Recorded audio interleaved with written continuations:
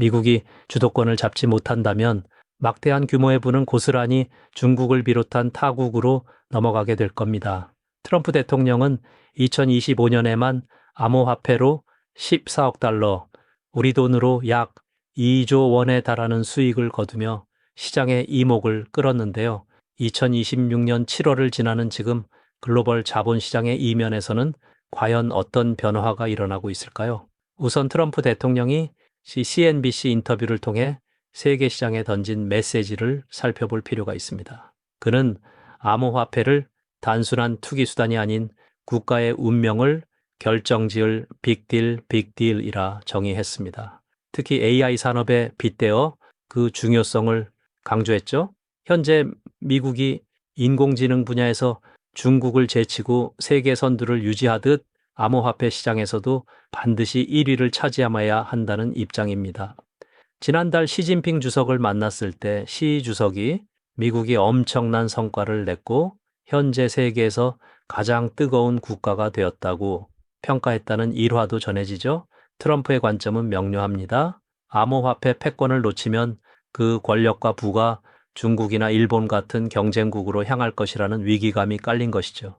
이는 단순한 정치적 발언을 넘어 미국이 국가적 사활을 걸고 암호화폐 시장을 육성하겠다는 강력한 투자 시그널로 해석됩니다. 그렇다면 미국의 현 주소는 어떨까요? 2025년부터 2026년 현재까지 개발 수준, 규제 환경, 실제 활용도라는 세 가지 핵심 지표를 바탕으로 매긴 글로벌 순위를 보면 결과가 다소 충격적입니다. 1위는 싱가포르, 2위는 아랍에미리트의 두바이, 3위는 크립토밸리로 불리는 스위스 주크가 차지했습니다. 세계 금융의 중심인 미국은 4위에 머물러 있고 홍콩, EU, 영국이 그 뒤를 바짝 추격하는 상황이죠. 전통 금융 강국인 미국으로서는 자존심이 상할 뿐 아니라 미래 금융 주도권을 뺏길 수 있는 위기 상황입니다. 미국이 단기간 내 1위를 탈환할 유일한 열쇠는 현재 상원 통과를 앞둔 클래리티 법안에 있습니다. 이 법안이 통과되어야만 미국 내 수조 달러 규모의 기관 자금이 시장으로 유입되는 대매 수문이 열릴 것임을 인지해야 합니다. 여기서 흥미로운 사실은 트럼프 대통령 본인이 암호화폐 시장의 최대 수혜자라는 점입니다. 재무 기록에 따르면 트럼프 일가는 2025년 한 해 동안 암호화폐 벤처로 14억 달러 이상의 수익을 올렸습니다. 트럼프 민코인으로 6억 3,500만 달러, 가족의 디파이 프로젝트인 월드 리버티 파이낸셜 토큰 판매로 5억 2,600만 달러를 벌었으며 5천만 달러 이상의 비트코인과 이더리움도 보유 중이죠. 일각에선 대통령의 사적 이익과 클래리티 법안 서명 간의 이해 충돌 문제를 지적하기도 합니다. 그러나 정치적 잡음을 떠나 트럼프 행정부의 최우선 국정 과제가 미국을 암호화폐 1위 국가로 만드는 것이라는 사실은 변함없습니다. 데이비드 sak스, 패트릭 윗 등 핵심 참모들이 이 법안 통과에 매진하고 있다는 점은 이 시장의 성장이 국가적 차원에서 철저히 기획된 시나리오임을 보여줍니다. 이러한 국가적 목표 달성을 위해 실무 단위에서도 역사적인 움직임이 포착됩니다. 폴 애킨스는 미국을 글로벌 크립토의 중심지로 만들기 위한 프로젝트 크립토의 본격 가동을 선포했습니다. 가장 눈길을 끄는 것은 수년간 갈등을 빚어온 SEC와 CFTC가 역사적인 양해각서 MOU를 체결했다는 점입니다. 그간 투자자와 기업을 괴롭혔던 증권이냐 상품이냐의 규제, 무법지대 문제가 해소된 것이죠. 두 기관이 감독 기준을 일치시키기로 합의하면서 기업들은 명확한 가이드라인 하에 사업을 진행할 수 있게 되었습니다. 이는 특정 산업에 대한 특혜가 아닌 시장 기능 회복을 위한 필수적인 규칙 확립이며 불확실성이 사라진 지금 월스트리트 거대 자본이 진입할 고속도로가 개통된 셈입니다.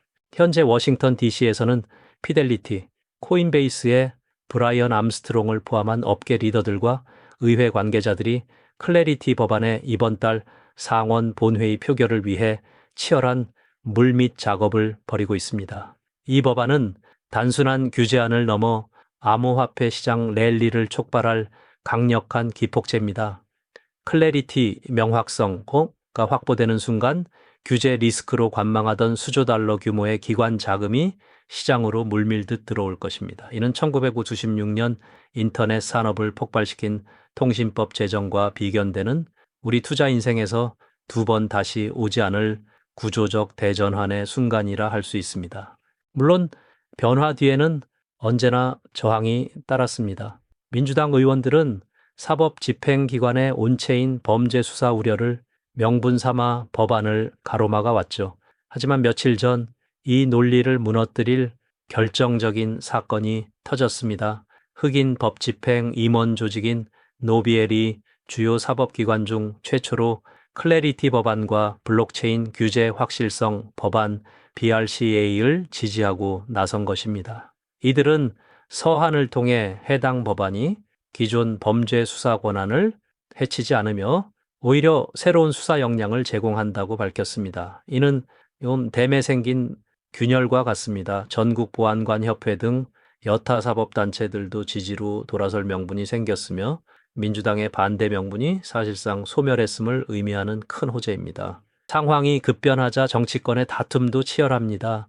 바나모 화폐 인사인 엘리자베스 워런 의원은 트럼프 대통령 일가의 수익 문제를 거론하며 법안을 저지하려 애쓰고 있습니다. 하지만 루미스 의원의 지적처럼 철도, 인터넷, 스마트폰을 잇는 차세대 기술 혁신은 디지털 자산입니다. 한 개인의 수익 문제를 핑계로 국가적 혁신을 막는 것은 시대착오적입니다. 흥미로운 점은 민주당 내부에서도 자본의 이동이 감지된다는 것입니다. 클래리티, 법안의 윤리 조항을 다루는 커스틴 질리브랜드 의원의 아들이 운영하는 플랫폼 아페치에 리플 공동 창업자 크리스 라슨이 투자했고 3억 달러의 기업 가치를 인정받으며 3천만 달러를 유치했습니다. 표면적인 정치 논쟁과 달리 뒷단에서는 여야를 불문하고 다가올 상승장에 베팅하는 거대 자본이 움직이고 있다는 증거입니다. 미국뿐만 아니라 전 세계 판도가 2026년 7월을 기점으로 재편되고 있습니다.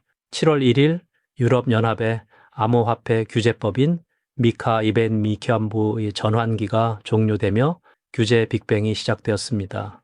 그 여파는 상당합니다.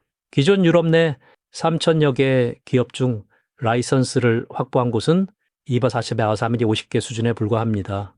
규제를 충족하지 못한 테더, 바이낸스, 바이비트 등 거대 기업들이 퇴출당하는 초유의 사태가 벌어진 것이죠. 이 거대한 시장 파이는 이제 엄격한 규제를 준수해 미리 라이선스를 확보한 리플과 같은 합법적 기업들이 차지하게 될 것입니다.